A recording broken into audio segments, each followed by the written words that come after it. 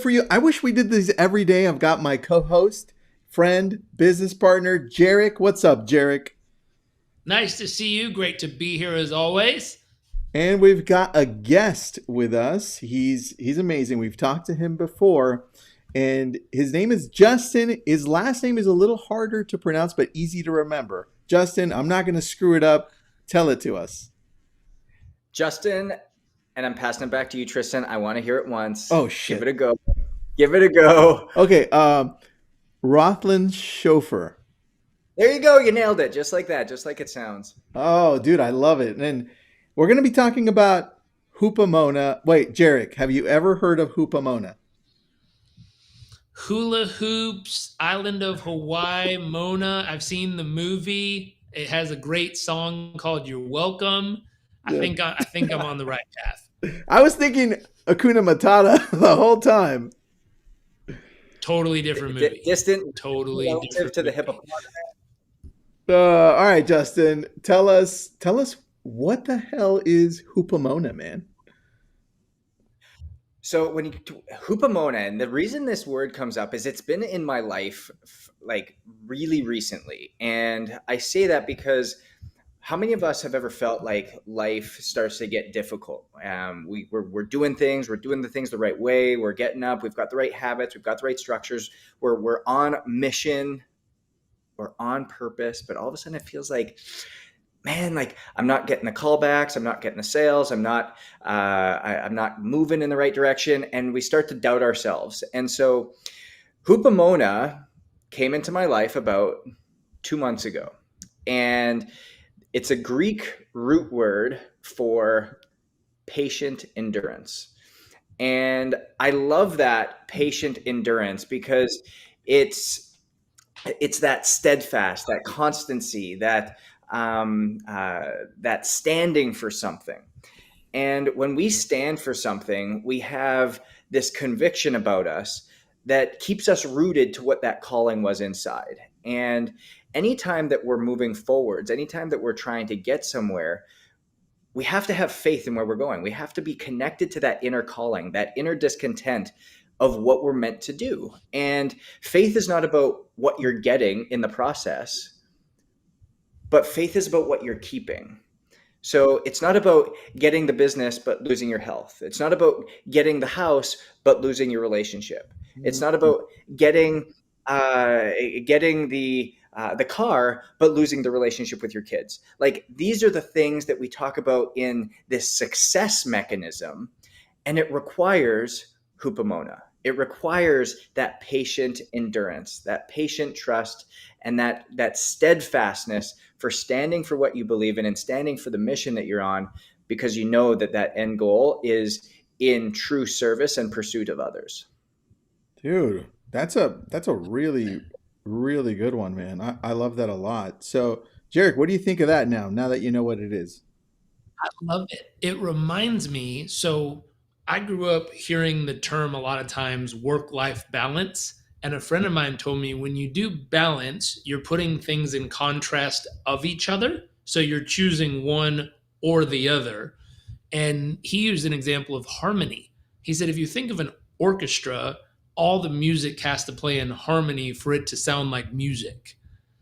And I went, oh, snap, that's cool. That way, it's not are the horns in contrast with the drums? It's can we get them to play at the right rhythm at the right time so that music is formed called life?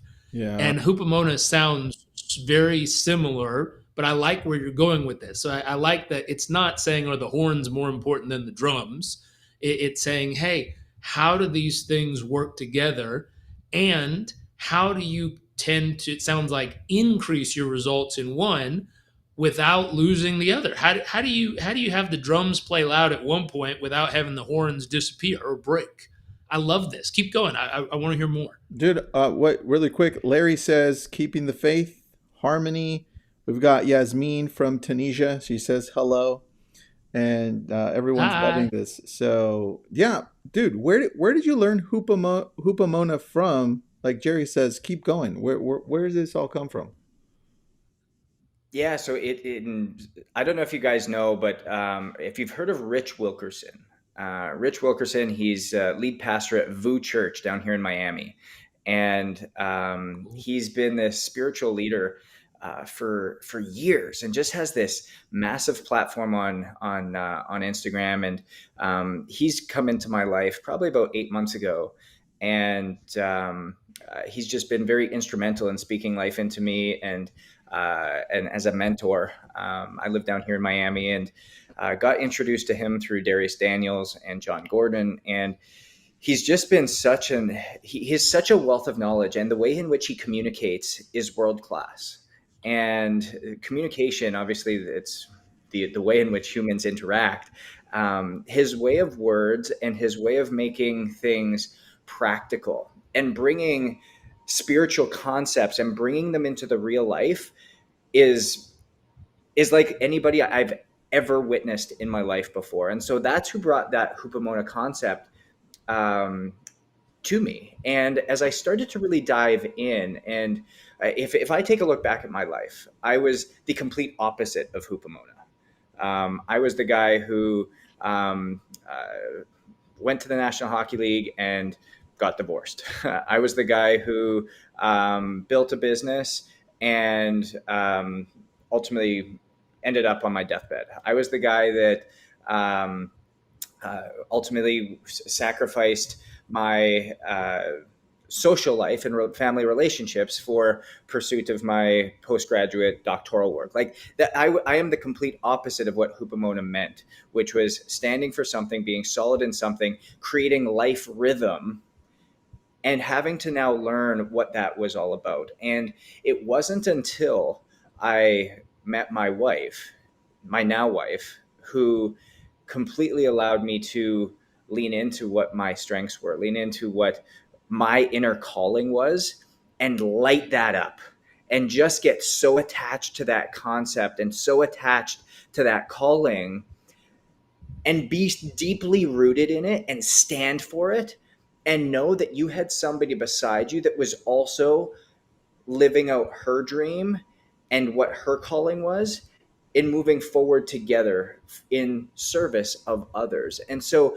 being able to know that there is a plan for where you're supposed to go, having patient endurance and being steadfast in that, and every action that you take is in purpose of knowing that that faithfulness will ultimately pay off at the end of the day, because what you're looking for has already been written for you. The direction you want to go is available to you. The answer is yes, but not right now. Dude. And having that patient endurance will allow you to know that, hey, this is already available to me. It's yes, but not right now. Stay steadfast. That's so Have good. patient endurance and live it through. Jarek, the answer is yes, just not right now. What do you think of that? That's sexy. I love it. I was talking to a group yesterday about stages, cycles, and what was it? Cycles, stages, and seasons. Seasons. There it is. And the thought process going exactly what he's talking about. The concept of understanding what cycle, where in the cycle you are, understanding what season you're in. And I used, there's this, the Jim Rohn seasons of life that we talk about here at Success. Yeah. There's certain things to do in winter, certain things to do in summer, but I use sports seasons. Most of us don't think of our year like athletes do. And I heard NHL, which is amazing.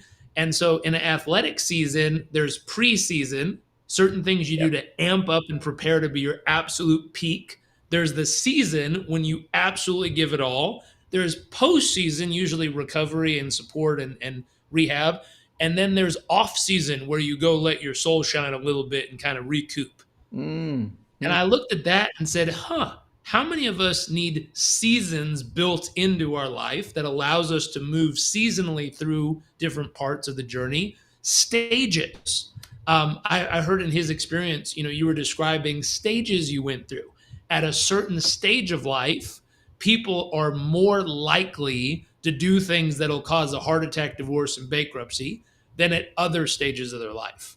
And so I always look for, a friend of mine taught me, who's a wildly, wildly successful business guy. He said, at every stage of life, There's normal problems, abnormal problems, and life-threatening problems. And so it sounds like you touched on some normal problems like being young and driven and committed and having big goals and dreams. That's a normal problem. Some abnormal stuff is, it started to cost me my health. It started to cost me my relationship. And the health one, it sounds like even got towards life threatening, where it's like, if I don't fix this, it's going to take me out of the game totally, called life.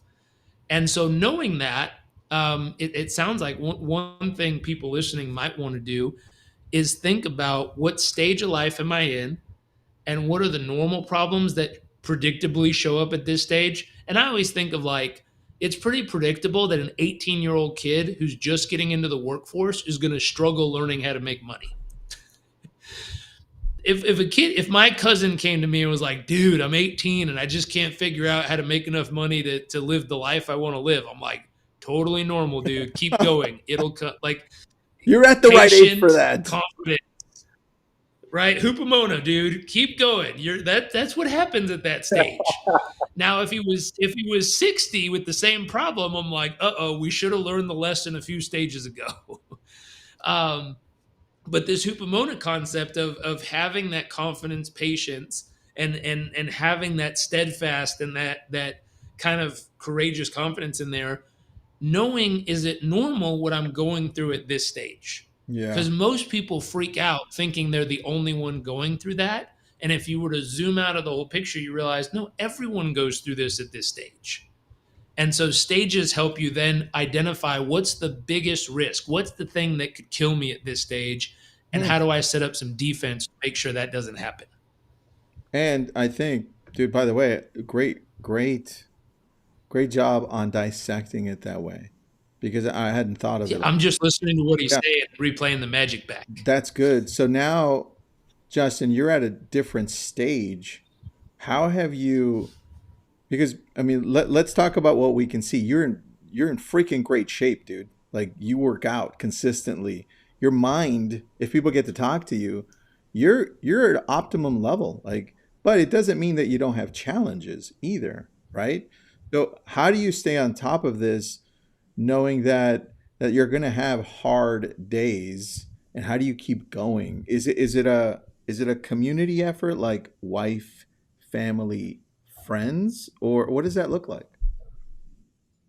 Yeah, that's a great question. I think it comes back to a few things. So number one is, I'll even revert back to what Jarek was talking about in terms of seasonality. And it's ironic that that's what he brought up, because that's literally how I see and how I position everything that I do throughout the year. Is there, especially for how I prepare myself and my body. And so, and when I say my body, I call it my earthly vessel to ultimately carry out my God-given purpose. And so when we look at this, mind and body, there's this mind-body contract that exists. You can't treat your mind different than you do your body, because that's when we get asynchronistic. And there's a contract that exists between the two, that in order to move forward in a powerful way, we have to keep them in synergy. We have to treat the mind as well as we do the body, and vice versa. And so, and what I mean by that is, you can't do all your meditations but never go for a run. You can't go and sit in the gym. You can't sit in the gym all day and never focus on personal development and your breath work. Like, they are asynchronistic. They have to happen synergistically together. Now, the way that I look at this, especially being an ex-athlete, there's the in-season, there's the post-season, there's the off-season, and then there's the preseason. And in order to stay dialed in, focused, inspired, and moving forward in athletics, we are tested on what we're doing. You think of the NFL, every Sunday, every Monday, every Thursday, whatever day you're playing, you've got to show up. It's game day. You got to show up and play. In the NHL, we had to show up every 2 or 3 days. And in baseball, you have to show up every day except for one a month, because you're playing so often. 150 or 162 games a year in the NHL, 82 games a year, all of these things. And so what happens is, when you exit and you go out, and a lot of entrepreneurs, a lot of executives, I don't care if you're a male or if you're a female, you probably played some sort of sport, or you had some type of competitive thing that you were doing. And you always had to show up for game day. But as soon as we got into entrepreneurship, we no longer have game day. We no longer have something we have to show up on and say, how am I performing today? And we say, oh, no, no, no, because every day is game day. Well, that's not realistic either. The best athletes in the world show up once a week for game day, or they show up 5 days a week for game day, but then have an off season. But we don't have an off season in entrepreneurship.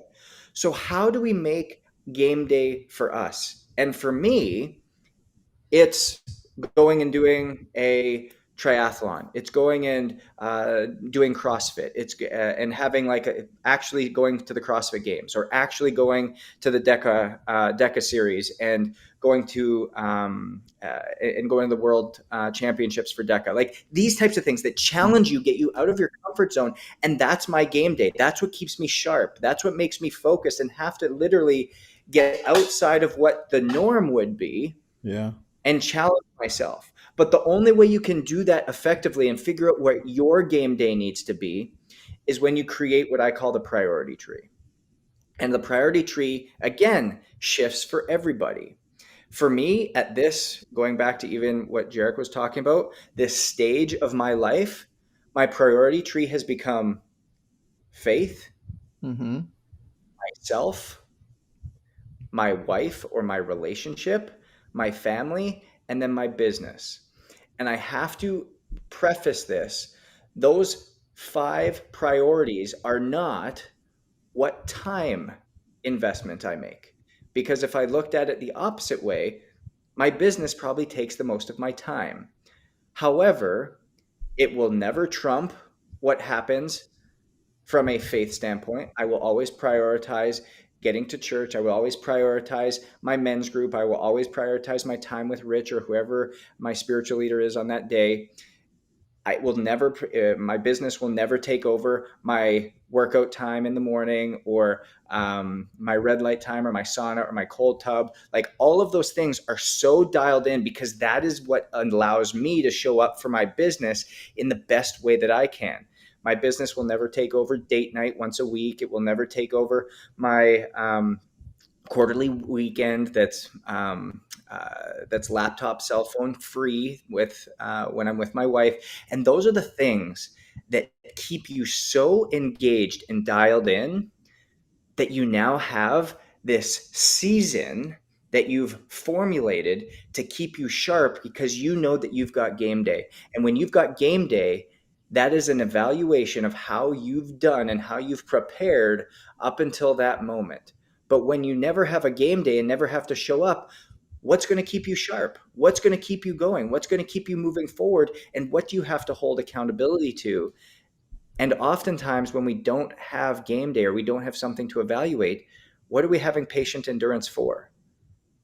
Because for anybody who is, I mean, Jarek, you can probably speak to this, and Tristan yourself, are you building this all to sell a company to have a financial outpouring at the end of the day? Cool. Guess what? You're going to get that check, and you're going to wake up the next morning the same person.